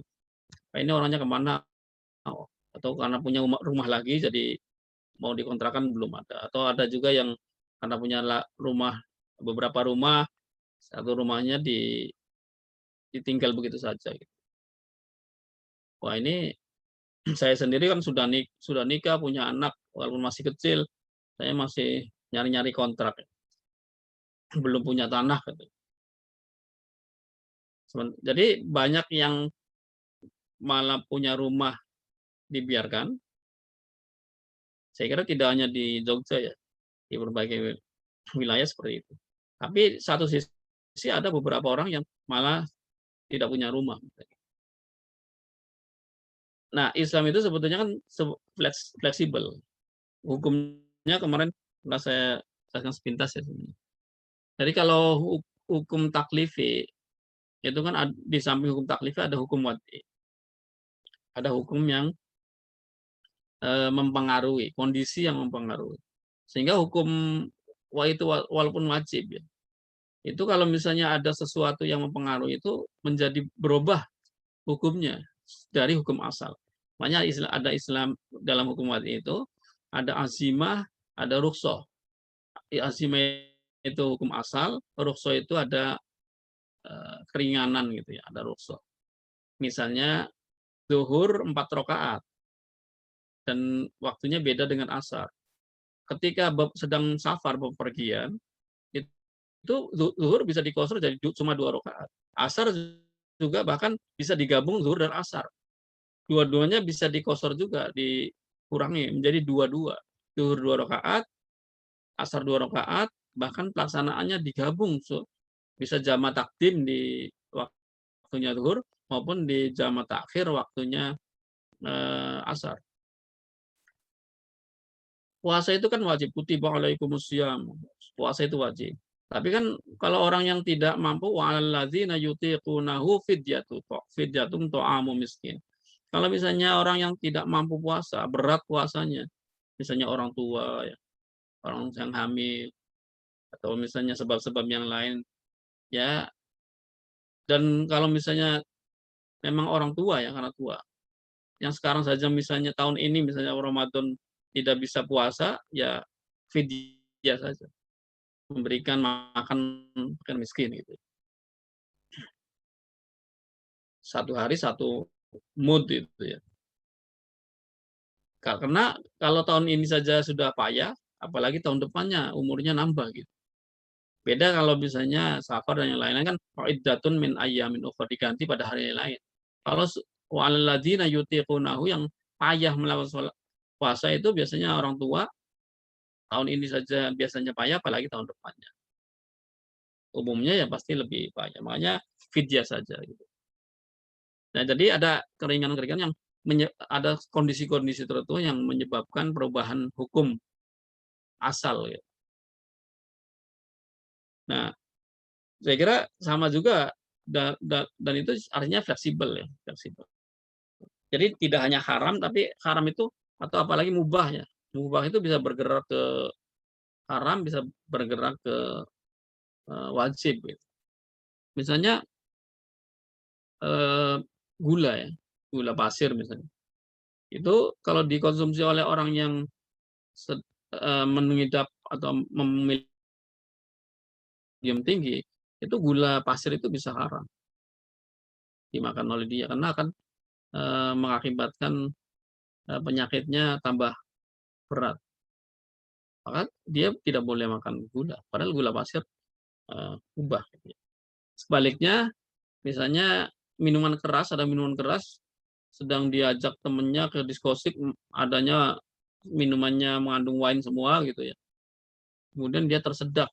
Makan apa tersedak, tidak bisa nafas, adanya itu ya harus minum itu supaya bisa nafas. Itu tidak masalah. Jadi minum keras yang tadinya haram, dalam kondisi tertentu itu bisa dibolehkan menjadi mubah. Jadi fleksibel. Nah, kalau menurut saya batasan mungkin kapitalisme yang kanan, sosialisme yang kiri, Islam di tengah-tengah itu bergeraknya tidak statis ya. Jadi ada kecenderungan ke kanan, ada ke kiri, ke kapitalisme, ke sosialisme. Maka sebetulnya tergantung kalau aplikasinya. Aplikasinya itu tergantung konteks masyarakatnya. Jadi prinsipnya sama seperti yang disampaikan tadi Mbak Ulan dan Mas Irsad, tetapi ada fleksibilitas di situ. Kadang cenderung sosialisme, kadang cenderung kapitalisme ya silahkan. Misalnya kan misalnya kalau di Indonesia, kalau misalnya di negara Skandinavia yang mungkin walaupun jadi sebetulnya sekarang itu di negara-negara hampir semua negara itu tidak ada yang 100% konsepnya sosialisme, itu tidak ada. Pasti ada mix gitu ya. 100% kapitalisme juga ada, tapi fundamental pemikiran ekonominya ya didasarkan pada itu sih, dua itu. Tapi dalam prakteknya itu memang menyesuaikan gitu ya. Cina itu sosialisme, tetapi juga dalam hal tertentu kelihatan kapitalismenya sangat kuat juga gitu. Jadi saling mempengaruhi lah. Nah, dalam Islam kan sebetulnya kan kemaslahatannya atau maqasid syariah itu kemaslahatan. Maka tergantung juga situasi dan kondisi. Makanya ada istilahnya dari pembaruan negara-negara Muslim itu dan juga negara-negara yang lain dunia ketiga itu ada land reform. Misal salah satunya kan ada land reform, reformasi pertanahan. Itu pertanahan itu kan di Undang-Undang Indonesia ya ada beberapa ya. Misalnya sawah tidak boleh dijadikan bangunan atau beberapa ya. Reformasi pertanahan. Harus ada biar di sawah saja, tidak boleh dibangun. Tapi termasuk sebenarnya land reform itu tidak boleh memiliki tanah lebih dari misalnya 100 hektar misalnya. Itu tidak boleh. Kalau misalnya 100 hektar harusnya ya, nyewa ke negara atau misalnya nyewa ke orang lain, tidak boleh nambah kepemilikan. Tapi misalnya semua orang harus memiliki tanah. Difasilitasi walaupun dengan tidak harus diberikan langsung, tetapi misalnya dengan dengan subsidi, dengan cara-cara kredit dan yang lain-lain yang memudahkan itu ya silakan saja ya. Jadi ada saja negara itu ya tidak berpikirnya atau tidak membiarkan kapitalisme, tapi ada sosialisme juga. Tidak semuanya ya, apalagi di Indonesia gitu ya, yang cenderung ekonomi Pancasila. Tadi pertanyaan dari Mas Darli ini persoalannya ketimpangan ya dalam sosialisme, kapitalisme, bahkan dari Islam juga ya. Jadi kok secara konseptual, secara teoritis kan Islam mungkin ideal gitu ya. Tetapi aplikasinya seperti apa? Gitu. Aplikasinya seperti apa? Buktinya orang Islam juga ekonominya kan secara umum tidak bagus juga. Kalau dari Mbak Gina tadi ya, memang dengan adanya ekonomi Islam ya step by step, kemudian juga fundamental ekonominya, tadi sebetulnya fundamental ekonominya itu kan kita lihat filosofinya, sistem ekonomi Islam itu seperti apa, itu harus jelas juga. Misalnya distribusinya seperti apa. Memang kepemilikan boleh dua-duanya, tetapi apakah batasannya seperti apa? Apakah tidak terbatas kepemilikan individu itu harus hanya wajib zakat? Atau memang ada batasan tadi, pemilikan tanah itu ya harus dibatasi, tidak boleh semuanya. Misalnya kalau filosofinya antara lain kan distribusi ya, kekayaan kan tidak boleh menumpuk dari satu orang. Kaila yakuna dulatan bainal aghniya'i minkum. Supaya kaila yakuna dulatan bainal aghniya'i.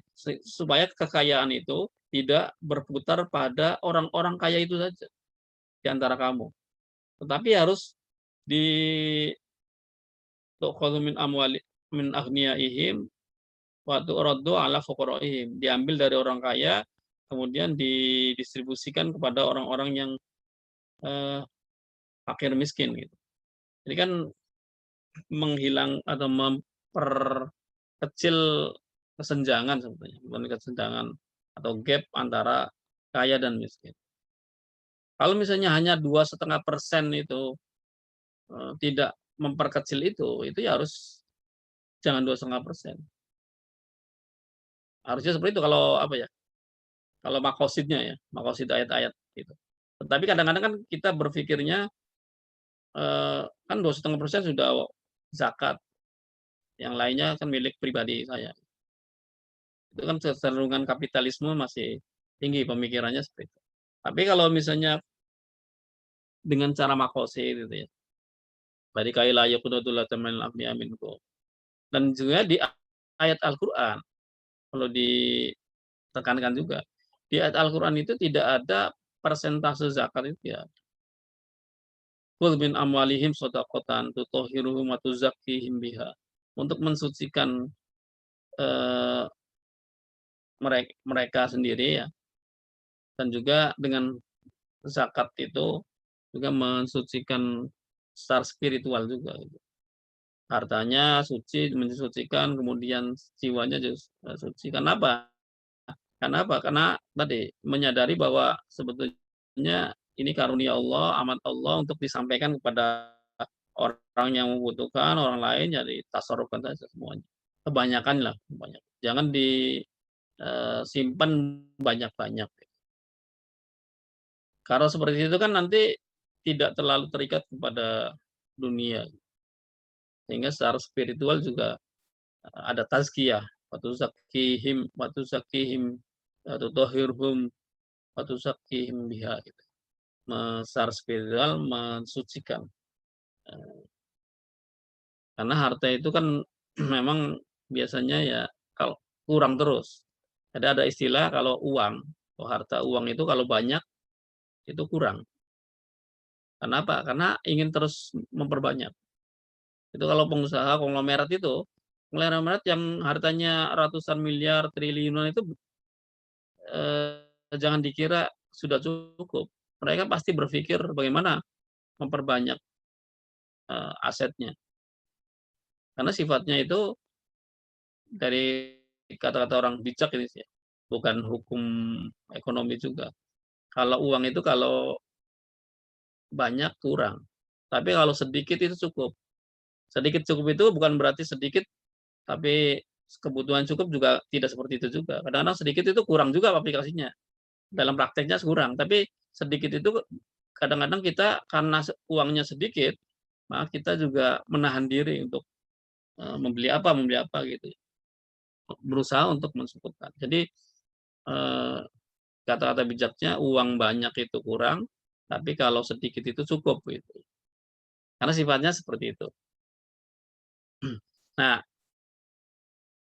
kalau menurut saya, kalau misalnya sudah makmur semua, ya silakan berlaku kecenderungannya, bukan kecenderungan kapitalisme.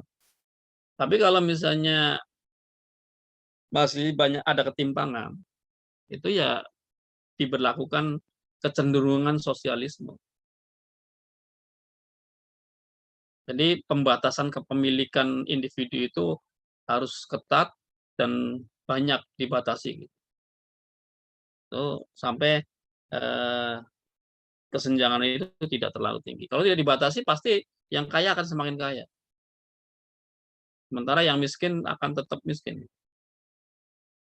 Itu sudah hukumnya seperti itu mungkin ya. Maka harus dibatasi. Ada kecenderungan sosialisme itu harus kuat gitu. Jadi bukan pada sosialisme atau kapitalisme, tetapi sebetulnya pada pemerataan dan harus didistribusikan supaya memperkecil gap itu. Itu tujuan sistem ekonomi Islam. Masalah aplikasinya, nah nanti masalah tadi, kenapa kok ada ketimpangan ya antara teori dan praktek? Mungkin di sistem ekonomi Islam antara kapitalisme dan sosialisme, atau lebih tegas lagi kalau misalnya kondisinya masih banyak senjangannya, kecenderungan sosialisme itulah yang perlu diaplikasikan. Kalau sudah makmur semua ya silakan saja. Kebanyakan makmur atau minimal semua orang bisa mencukupkan diri, istilah Pak Soeharto dulu itu, kecukupan sandang, papan, dan pangan gitu ya. Atau pangan, sandang, dan papan gitu. Masalah kebutuhan primer makannya, sandangnya pakaian, kemudian papannya rumahnya. Itu ya mungkin kecenderungan kapitalisme ya silakan. Walaupun tetap ada batasannya. Nah ini kenapa misalnya Islam yang sebetulnya filosofi ekonominya itu ideal gitu ya. Bahkan tadi dengan keras kalau misalnya masih ada orang miskin yang dihardik anak yatim itu sebagai pendusta agama gitu. Tapi kenyataannya kan tidak. Itu mungkin sesuai dengan ungkapan Muhammad Abduh ya. Muhammad Abduh itu pernah menyatakan bahwa al-Islam mahjubun bil muslimin. Islam itu mahjubun, terhalang, bil muslimin, oleh orang-orang Islam sendiri. Jadi kalau konsepnya mungkin banyak ya, bagus ya. Sistem ekonomi Islam bagus. Tapi ketika diaplikasikan itu justru dihalangi oleh orang-orang Islam sendiri. Jadi perlu dibedakan antara Islam dan Muslim. Islam itu ya'lu wala yu'la alai. Islam itu ajarannya tinggi dan tidak ada yang lebih mengalahkannya, tidak ada yang mengalahkannya. Tetapi kadang-kadang mahjub, terhalang bil muslimin oleh orang-orang Islam sendiri, karena orang Islam sendirinya tadi lebih cenderung ke kapitalisme gitu ya. Bahkan lebih kapitalis dari sebagian orang-orang di negara-negara kapitalis gitu. Karena di negara kapitalis kan banyak juga charity gitu ya. Donasi-donasi kan banyak. Sementara bisa jadi di negara-negara Islam hanya wajib ya sudah, wajib zakat kan 2,5% sudah wajib. Setelah itu ya dikuasai sendiri walaupun masih ada tetangga atau orang lain yang masih membutuhkan. Jadi lebih kapitalis daripada orang-orang di negara kapitalismenya sendiri, misalnya kan prakteknya seperti itu. Itu ya orang Islamnya, mahjubun bil muslimin.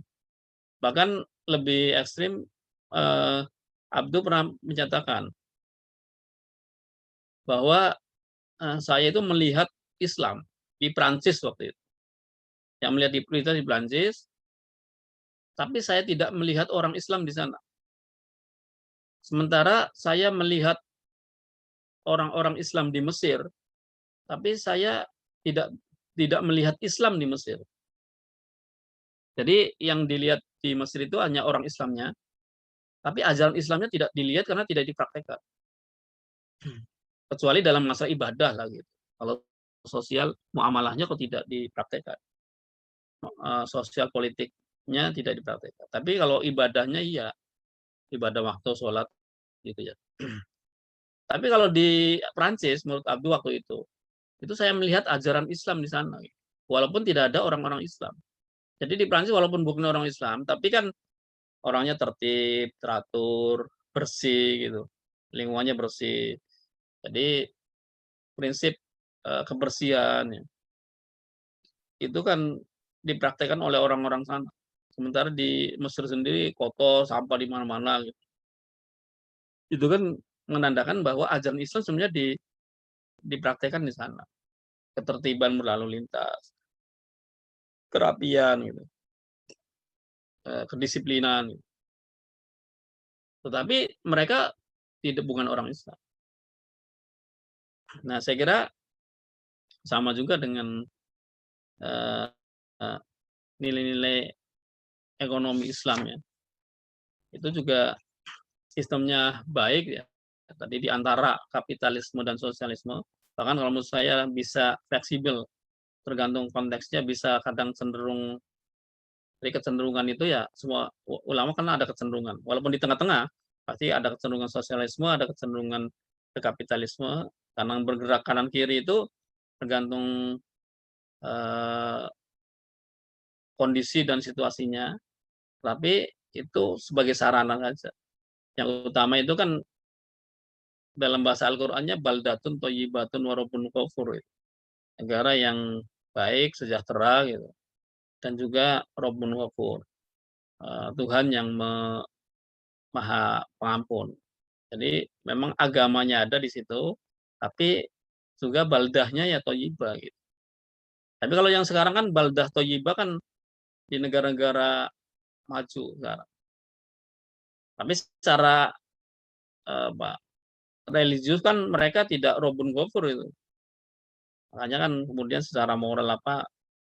Tapi mungkin di sini Rabbun Ghafur karena banyak ibadahnya kuat apa. Tapi kan baldahnya kan tidak thayyibah. Padahal tujuan ekonomi itu kan secara umum makro itu ya baldatun thayyibatun wa rabbun ghafur.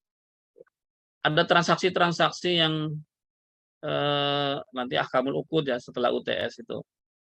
Akad-akad yang lebih rinci itu kan sebagai sarana ini saja, sebagai sarana relasi antar antar orang dalam bertransaksi yang intinya itu tidak ada kezoliman. Nah, tidak ada kezoliman, kalau tidak ada kezoliman di situ, itu kan kalau semuanya mempraktekkan tidak ada kezoliman, itu kan nanti secara makro kan juga arahnya ke baldatun thayyibah. Kan kaitannya dengan ini. Memang dan itu lambat karena memang muslimnya. Muslimnya bahkan begini, Ibnu Taimiyah kan mengatakan bahwa pemimpin yang non muslim yang adil itu akan bisa lebih baik daripada muslim yang dolim pemimpinnya. Itu sama seperti tadi. Jadi kalau muslim dolim itu secara keimanannya muslim, tapi aplikasinya kan menzolimi orang lain. Tapi kalau misalnya orang non muslim tapi adil, itu sebetulnya bisa mensejahterakan yang lain. Tetapi ya tadi baldatunya bisa thayyibah tapi Rabbun tidak ghafur misalnya. Sebaliknya kalau Islam yang dolim ya pasti tidak Rabbun ghafur juga dipertanyakan, tapi baldahnya pasti tidak thayyibah. Nah, lebih baik yang adilnya itu. Adil itu kan prinsip Islam. Nah, bagaimana menggerakkan ekonomi Islam supaya seperti itu? Memang sekarang perlu adanya kajian sistem ekonomi Islam yang yang detail ya. Kalau sekarang kan cuma komparasi kapitalisme, kemudian sosialisme, ada yang cenderung kapitalisme istiroqiyatul Islam, ada yang roksamaliyah gitu ya. Cenderung, tapi perlu dirumuskan secara lebih konkret itu. Yang masalah ini ya, pemikiran ekonomi, posisinya sebenarnya seperti apa? Karena ini menyangkut kebijakan-kebijakan makro. Karena yang selama ini yang dikaji dalam ekonomi Islam kan masalah yang transaksi-transaksi saja. Kebanyakan di situ. Memang mungkin sejak awal. Kenapa berjalan lambat? Karena pemikiran ekonominya mungkin agak lambat juga gitu ya. Sehingga aplikasinya lambat. Walaupun sudah ada konsep yang bagus, tapi aplikasinya lambat. Bahkan keilmuan ekonominya pun masih lebih ke transaksi-transaksi keuangan. Ya itu yang penting, tetapi kebijakan-kebijakan makro juga penting. Makanya seperti saya kemarin sebelumnya, yang dikaji dalam ekonomi Islam itu keilmuan klasiknya itu jangan hanya fikih muamalah, tapi juga fikih siasah. Fikih siasahnya khususnya adalah siasah maliyah.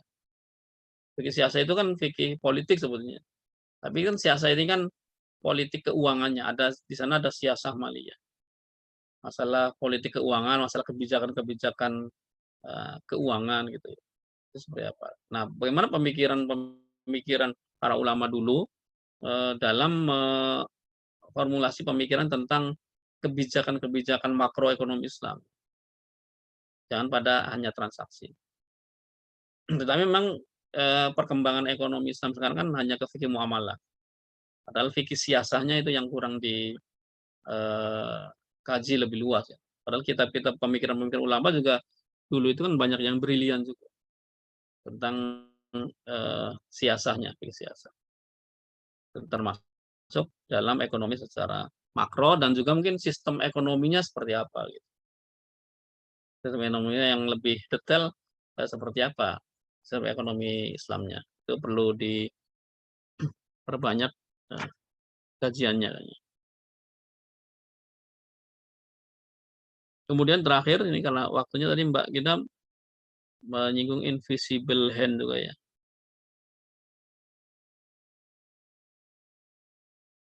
Ya, secara umum mungkin kaitannya bahwa rezeki itu dari Allah ya. Kemudian Nabi juga ketika ada permintaan mengatur harga di Madinah, Nabi ya tidak mau mengatur gitu ya. Nah, para ulama juga beda pendapat. Tapi pendapat ini tadi kembali ke kecenderungan ulama itu. Ada yang mengatakan karena Nabi itu tidak mau intervensi, atau dengan kata lain tadi ya dibiarkanlah ada invisible hand gitu ya. Rezeki juga dari Allah, kalau misalnya nanti jadi orang miskin juga memang rezekinya seperti itu gitu. Itu kan ada juga yang berpendapat seperti itu, sehingga berpendapat mengatur mekanisme harga kan tidak boleh. Tapi ada kecenderungan para ulama berpendapat bahwa walaupun ada hadis itu dilihat sababul wurudnya. Nabi melarang itu karena apa? Melarang untuk mengatur harga itu. Biarlah diserahkan ke mekanisme pasar gitu. Tapi menurut para ulama, karena Nabi ketika itu masih menganggap wajar, tidak intervensi. Kalau misalnya kondisinya berbeda itu bisa jadi Nabi intervensi, sehingga berpendapat bahwa pemerintah harus intervensi harga kalau terjadi kezaliman dalam masyarakat. Karena masyarakat tidak mungkin melawan misalnya satu kelompok oligarki atau kelompok kecil konglomerasi yang mengatur harga ya harus mengatur itu. Jadi tergantung kemaslahatannya. Nah, ulama yang seperti ini kan ada kecenderungan-kecenderungan sosialis juga. Jadi karena seperti kemarin di masalah hadis ya, memahami hadis Al-Qur'an itu di samping ada sababul wurud, ada sababun nuzul, kemudian kira-kira ilatnya apa, sebabnya apa. Banyak hukmu ya duru ma'illatihi dalam usul fikihnya. Hukum itu berkisar pada ilatnya, sebabnya apa gitu. Kalau memang, tapi intinya tadi kemaslahatan. Kalau memang tidak harus invisible hand. Kalau memang tidak maslahat, ya harus dihilangkan. Tapi secara prinsip itu berarti kan kalau ulama yang mendukung itu berarti agak cenderung kapitalisme gitu. Tapi ada ulama yang mengatakan tetap harus diatur kebijakan pemerintah itu, tidak bisa dibiarkan saja. Maka ada kecenderungan sosialisme. Mungkin bisa di-search itu ya, Ishtirokiyatul Islam itu seperti apa dalam pemikir Islam ya. Pemikir politik itu, karena kaitannya kalau masalah sistem ekonomi yang akan diaplikasikan pada kebijakan-kebijakan makro itu sangat dekat dengan politik memang. Hanya tadi di fikih siasat dari dulunya, ya sekarang juga pemikir-pemikir pembaru-pembaru itu secara umum memikirkan juga masalah sistem ekonomi Islam itu seperti apa. Walaupun bukan ahli ekonomi, tapi dia kan ahli politik, tapi memikirkan ini. Jadi politik ekonomi itu ya ada. Jadi tergantung anunya. Bisa dikaitkan tadi karena ada kecenderungan kapitalis atau termasuk invisible hand itu ya. Atau perlu juga itu diatur gitu oleh pemerintah. Jadi kembali ke tadi. Saya tidak menawarkan pemikir yang jelas juga ya. Jadi perlu lebih lanjut dikaji sebetulnya sistem ekonomi Islam itu perlu dikonkretkan seperti apa. Yang jelas tujuannya itu tadi kemaslahatan baldatun thayyibun wa rabbun ghafur lah yang akhirnya itu. Dan pemikir-pemikir muslim ternyata ada yang kecenderungan kapitalis, ada yang kecenderungan sosialis. Tetapi tidak sesuai makosidnya ya harus dirubah gitu. Ada banyak orang miskin tapi orang yang kaya memiliki ratusan ribu hektar ada, sementara yang tidak punya rumah masih banyak, itu ya perlu diatur. Dan itulah tugasnya pemerintah yang punya kekuasaan untuk mengatur itu. Atau misalnya DPR yang punya kekuasaan untuk mengkritik atau memberi masukan kepada pemerintah. Ya saya kira itu ada pertanyaan sampai udah jam berapa 3 ya. Kalau tidak ada sampai di sini. Pak, sedikit Pak. Ya silakan Mas Darlin. Ini karena waktunya sudah habis Pak ya. Sebelumnya mau mengkonfirmasi begitu. Kalau Bapak lagi menyampaikan, apakah mungkin bisa masuk di situ Pak? Maksudnya kadang kan waktu kita terbatas begitu Pak. Oh iya. Iya Mas bisa. Jadi kalau tadi saya lupa menyampaikannya. Maksudnya kalau misalnya ada pertanyaan, kalau tidak ada pertanyaan ya nanti saya jelaskan. Tapi kalau misalnya ada pertanyaan silahkan gitu. Oh begitu, diinterupsi aja gitu Pak ya? Iya diinterupsi nggak masalah. Ya baik Pak kalau gitu. Enggak Pak. Ya. Jadi nanti kalau misalnya saya sedang menerangkan kemudian langsung bertanya tidak masalah ya. Tapi ini mungkin pertemuan kita tinggal satu lagi ya.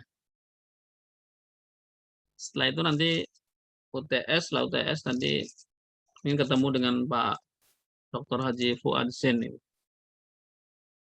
Jadi kalau misalnya nanti ada pertanyaan-pertanyaan terkait topik-topik yang sudah dibahas, termasuk ini tentang sistem ekonomi Islam, bisa ditanyakan Senin depannya. Oh ya baik Pak, siap. Ya, saya kira itu. Terima kasih. Mari kita tutup dengan bacaan hamdalah. Alhamdulillahirrahmanirrahim. Insyaallah ketemu Senin depan ya. Saya langsung pamit ini. Assalamualaikum warahmatullahi wabarakatuh.